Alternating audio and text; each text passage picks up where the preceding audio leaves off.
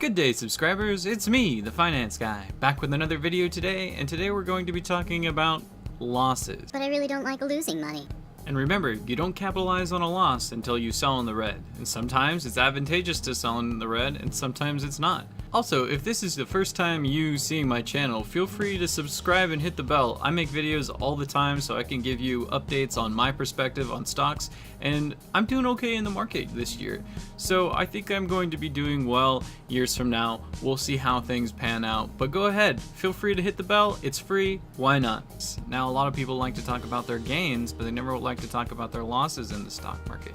And I kind of wanted to show you guys what you can expect potentially investing in the market.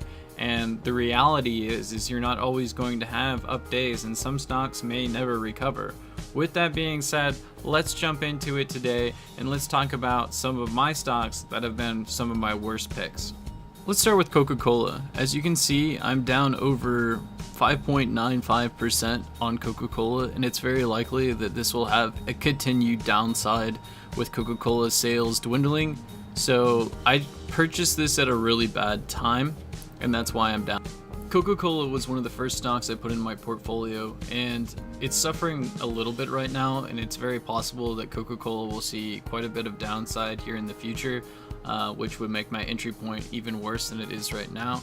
With that being said, I decided to purchase Coca-Cola for my experience of working in the service industry, and I can tell you time and time again, people, when they request for a soft drink, usually prefer Coke over Pepsi. At least in where I live, in the past 15 years, I have had more people request Coke over Pepsi ever since I've been serving. Next is Allstate. I've actually had this stock for a lot longer than this Robinhood portfolio can actually show. I've had it for over or almost 28 years now, I think.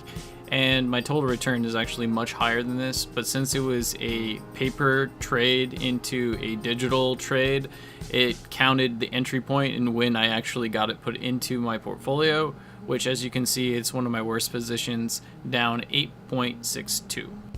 Allstate is largely considered a pretty decent company, and it's been around for a really long time, and it's had moments of trouble and moments of high gains. And I honestly think the company has been in a little bit of a slump for the past, 10, 20 years.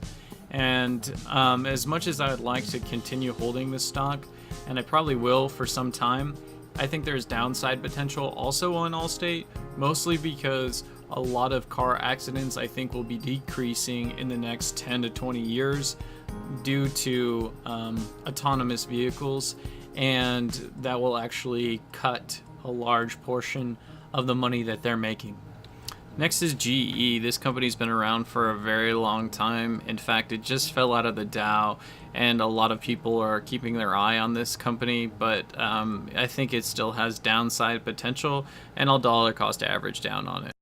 With that being said, I'm almost down 5% on GE. I think the company could have a really good turnaround if they get their engines in mass production and oil ends up really good and they can bring something out of that industry. The company has done really bad purchases over the years, and they've kind of ran things amok, and a lot of people are hating GE, and they have a good right to really despise GE at this moment, and there's a good reason why I left the Dow.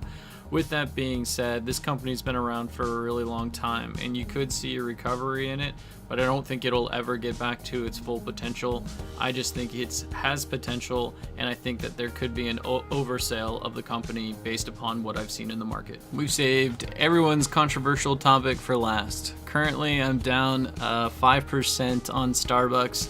And this is a company I think that is getting a lot of flack lately, mostly because the stock has ran relatively sideways for 3 years. They've had 1% growth. That's never good for a company, especially when it's priced a little bit more expensive than what I would consider normal, which is around the 15 PE ratio. Ultimately, I'm going long on some of these stocks for a very, very, very long time. Unless it's a growth stock and I feel like it's getting to a point where it's getting too expensive. There was some stocks that I sold this year that had a 44% return, and I thought that was too expensive, and then they continued to rise for another 44%, ironically.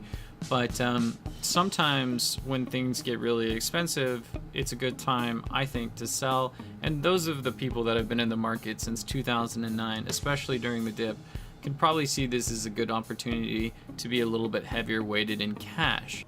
I'm gonna take a nap now.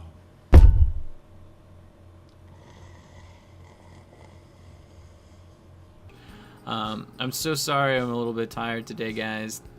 All I wanted to say is thank you so much for watching. I look forward to hearing your guys' thoughts about what down days you've had. What's your worst down stocks, and are they as bad as mine? Are they worse? And I hope to hear from you guys again next time. I did it. I made the video. I could go take a nap. Oh, sweet bed.